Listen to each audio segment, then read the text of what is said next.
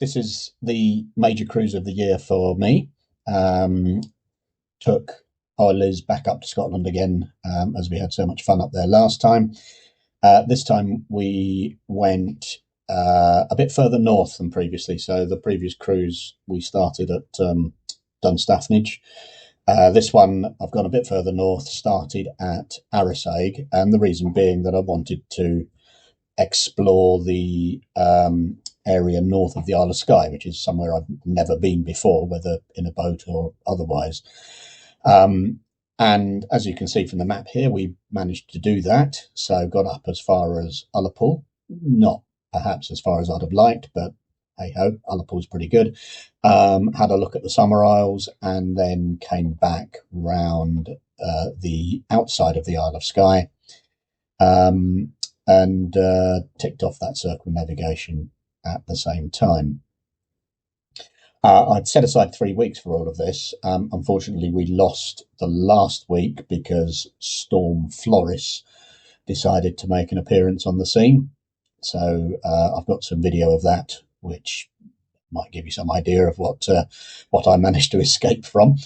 But yes, apart from that, the weather was quite grey. So you'll see that in the video. It's all a bit dark and gloomy. Couple of days of sunshine, but a great cruise nonetheless. So hope you enjoy.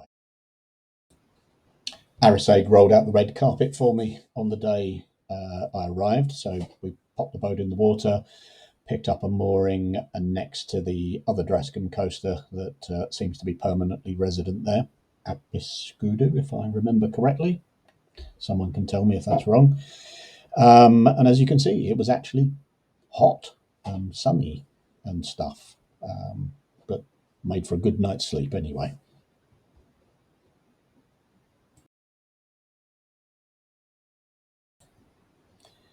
A late start the next morning. Weather was nice and dry, but not an awful lot of wind.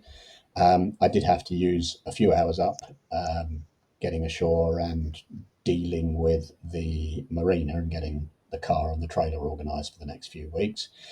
Having said that, there was really no wind to speak of, so I didn't miss anything. Motored out through the trots and then switched the motor off, hopefully, for a long time, but as you'll see, that wasn't the case. And then it was a really slow drift out against the tide through the entrance to Loch na Keal. Useful feature of the Drascombe Coaster is, of course, its lifting centreboard. So it did mean that I could hug the edge of the channel and sneak behind rocks and such like without worrying too much about, hitting anything hard and damaging it. I didn't hit anything, but it was nice to have that ability of that board to just knock up if it needed to.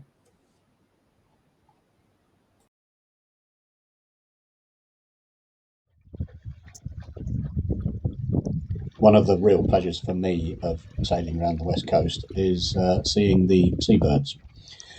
So this little group here was waiting for me just outside the harbour, and it was really, really pleasing to see that numbers seem to be back up to close to where they should be after all the bird flu business last year. So a lot of gannets now flying around compared to hardly any that I saw last year, but also the shearwaters, guillemots, razorbills and such like all seem to be doing quite well.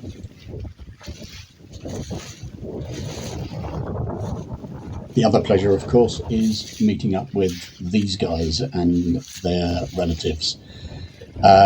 These fellas came along and joined us for a quick play. They spent around about 10 minutes with us, actually, once the wind had picked up, and I guess we were moving fast enough to keep them interested.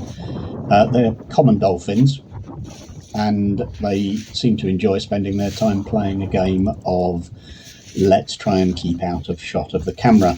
So lots of editing has gone into this to remove footage of waves where a dolphin was, waves where a dolphin was going to be, and waves where a dolphin never was going to be.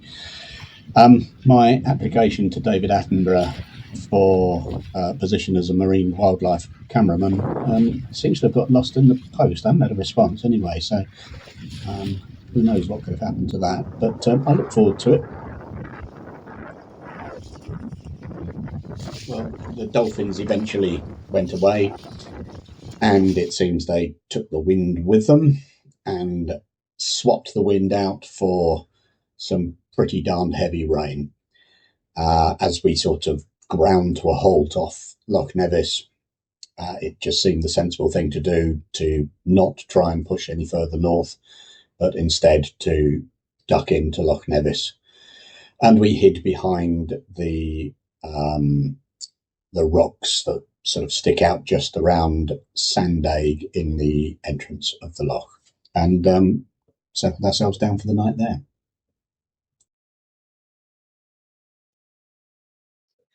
It was still coming down pretty heavily the next morning, but there was at least a fairly decent breeze, good force 3, perhaps a bit more from time to time, from the southwest, so blew us straight up the Sound of Sleat once we'd got clear of the actual mouth of the loch, that is.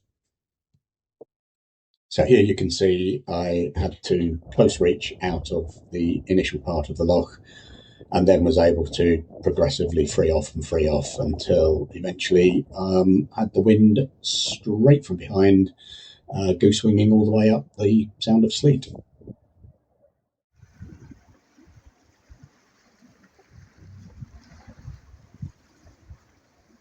One of the real challenges, and indeed I think you can say joys, of sailing around this part of Scotland is the effect that the topography has on just about everything, in this case wind and also tide. So heading up towards Glen Elg, the loch, the Sound of Sleat gets narrower and narrower, and it had the predictable effect of accelerating the wind. So what was a force 3 outside built up to a good healthy force 5 as we got into the narrower part of the loch. The second issue, of course, is the rather narrow gap at Kyle itself. And this place suffers a little bit from tidal overfalls.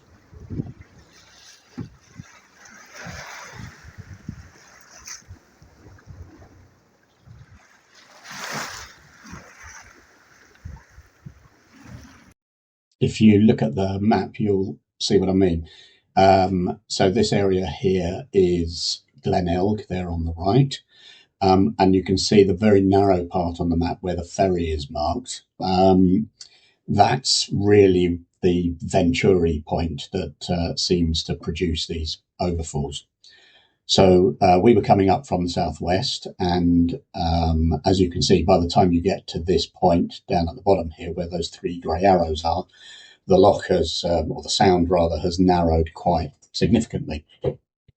So there was a pretty decent bit of breeze going here. I do think we hit 7 and a bit knots at one point, according to the GPS. So that might have been against what little tide there was. And yeah, the issue is that Loch Alsh up here at the top only has 2 exits to the sea, and both of them are narrow. So there's Kyle at the top there, and Kyle down at the bottom. And what seems to happen is that the tide level inside the loch gets out of phase with the tide outside the loch. So here in the Sound of Sleat, the water's dropped, but the water in Loch Alsh hasn't had time to catch up with it. And consequently, there's still a fair bit of movement out of the loch and through that narrow gap. I wish I could claim that it was entirely by careful navigation and good judgment, but I was fortunate enough to arrive in the Glen Elg area pretty much at slack water. So there was still quite a bit of churning going on, the overfalls, but the mess didn't extend all the way out to the edges of the sound. So I was able to do a little loop into the wind and pop a reef in just to be cautious, and then sail round the right-hand side of all the overfalls, sneak through a little gap between the churning water and the rocks, and into Calrea itself, which turned out to be very peaceful indeed. After that, getting through Loch Alsh was not particularly difficult, beyond having to go back and pick up a lost hat. And the tide at Kylaking was a lot more benign than it was at Calrea.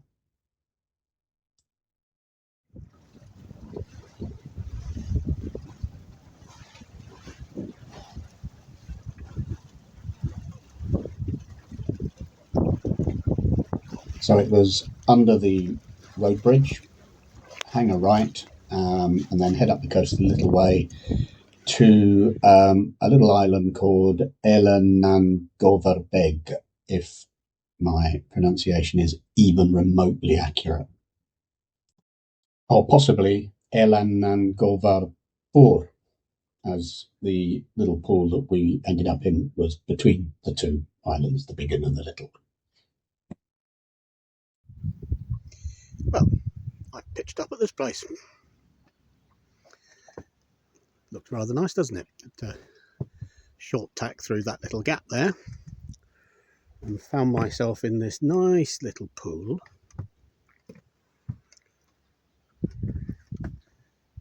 Bottom is at least partly sand, sheltered behind these great big rocks.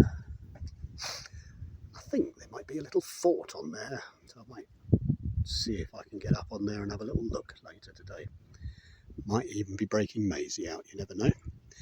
But first, tea.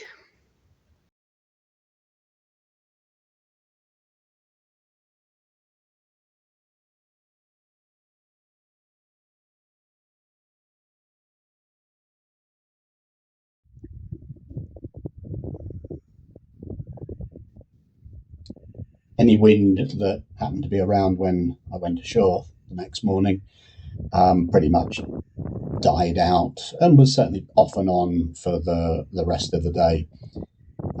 We sailed across to Colas Moor, and then headed up towards Applecross.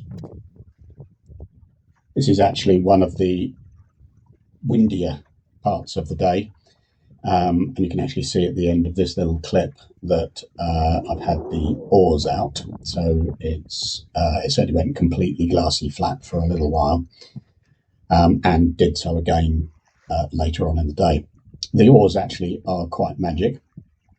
At least half the time they are known to bring the wind within about 5 minutes of using them, so they're a useful item to have on the boat.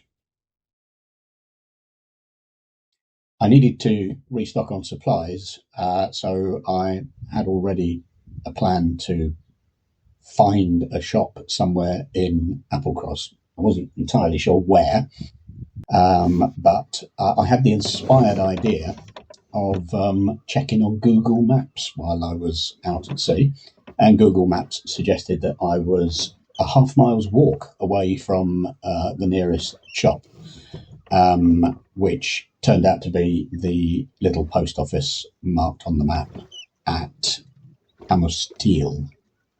So turned round and rowed myself into the little harbour there and caught the last hour of ebb, used that to beach the boat, go shopping, and then an hour or two later the water was back and I was able to float off.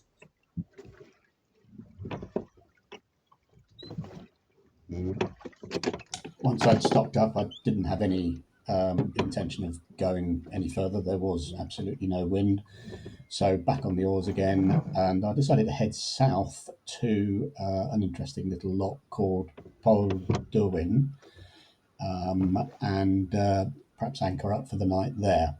So it was a nice gentle row for, I don't know, it must be about half an hour or so, Stopped off at the little skerries on the way called Eileen Nan Nave, which I believe means Holy Island, or the Island of the Holy.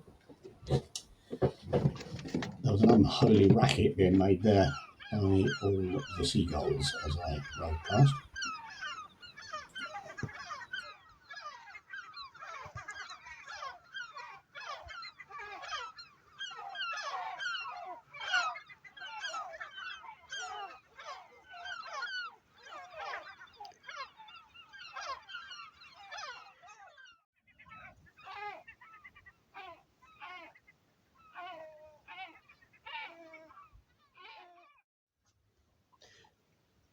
So much as I have liked to have carried on going north, after that little stopover in Applecross, the wind switched off completely. And the forecast was for it to possibly get up to a force 1 or 2 and then die away to a 1. And it's a fair trek up the coast there to where I want to really go next, which is Loch Torridon, and there's not really anywhere to stop in between here and there. So if it did go completely calm, I'd be drifting about outside quite possibly all the night. And the theory is that we'll sit here tonight and then a nice southwesterly 2 to 3 will fill in tomorrow, which will blow me all the way up to Loch Torridon. We'll see what happens. If I hadn't have stopped over in Applecross, I guess we probably could have got to Loch Torridon by now, but then I wouldn't have all the chocolates that I bought at the Applecross store. So swings and roundabouts really, isn't it?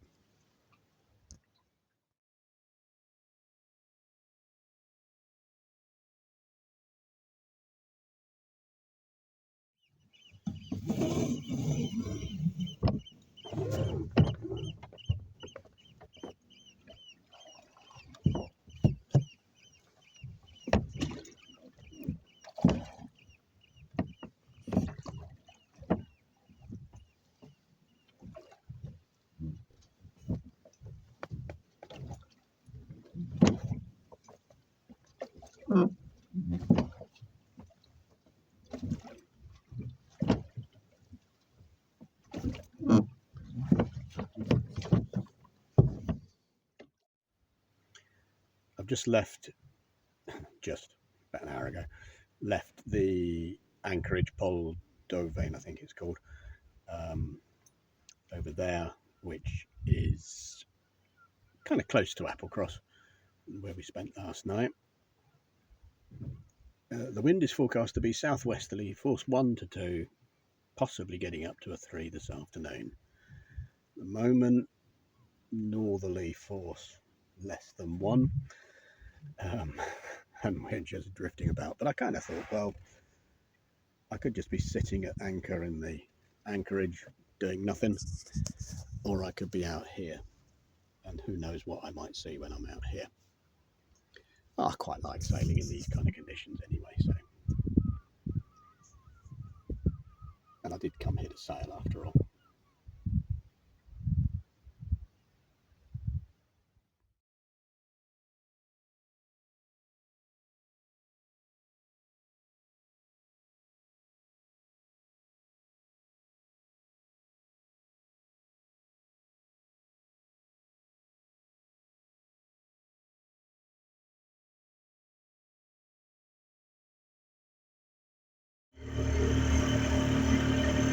Doing what I don't much like doing here, but we're in the British underwater testing and evaluation something. I can't remember what the acronym stood for, but I think it's where they test their submarines. And the flag wasn't up, but there is activity going on out there. Probably can't see it, but there's a surface vessel trucking around out there doing stuff. And as it's absolutely flat calm at the moment, and kind of foggy and misty behind me, as you can see, and as the batteries need charging, and as the engine needs a test, it's a brand new engine and I've had some issues with it, it seems that this would be the sensible time to turn on the iron topsail and yeah, make some headway. So I'm going to take us to the edge of the restricted area. Like I say, almost certainly unnecessary, but what the hell.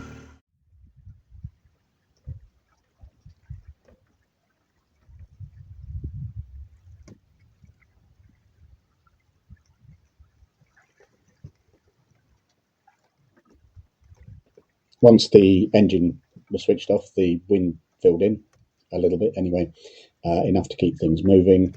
So we were able to continue sailing and eventually pulled off for the night into this little cove, which goes by the name of Obnahuava, which I understand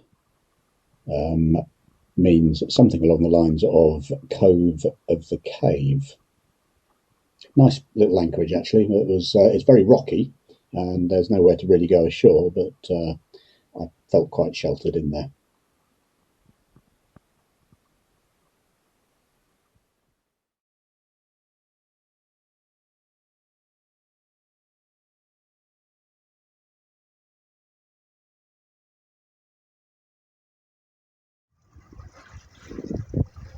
The next day, we had wind and were able to make good progress northwards.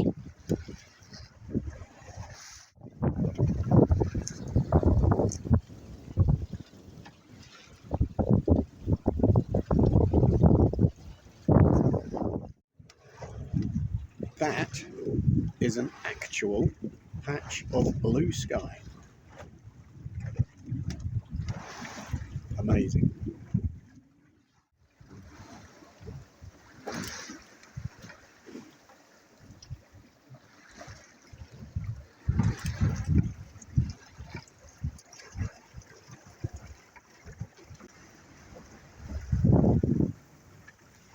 Hopefully our anchorage somewhere up ahead. I think behind that first dark row of rocks coming down. Looks generally quieter in there than out here, and the forecast is for the wind to get up fairly considerably, so now is a good time to dive in and look for cover.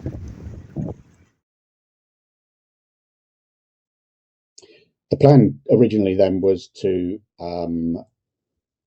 overnight at the one of the two little coves that I've circled here on this map, if they turned out to be viable, which unfortunately they didn't. The wind by this point had really started to pick up, and it was being funneled down into both of those coves, and just made them impossible looking places to overnight. Certainly not without going ashore, anyway. And it was about at this point that things started to unravel a little bit. On the way out of the second of the two coves, I spotted that the tabernacle pin that holds the mast attached to the coach roof had worked its way halfway out, so it had dropped out of one side of the bracket. And clearly this was there was no way that we could continue to sail the boat, and certainly not in the wind that had picked up by this point.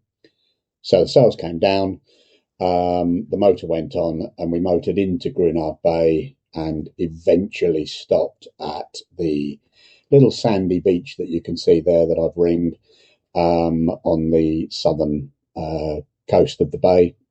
Really good holding there. It was terrific. The sun came out as well, which improved things, and I was able to get the tabernacle fixed as well, and kept the mast pointing to the sky. And that ended the 5th day.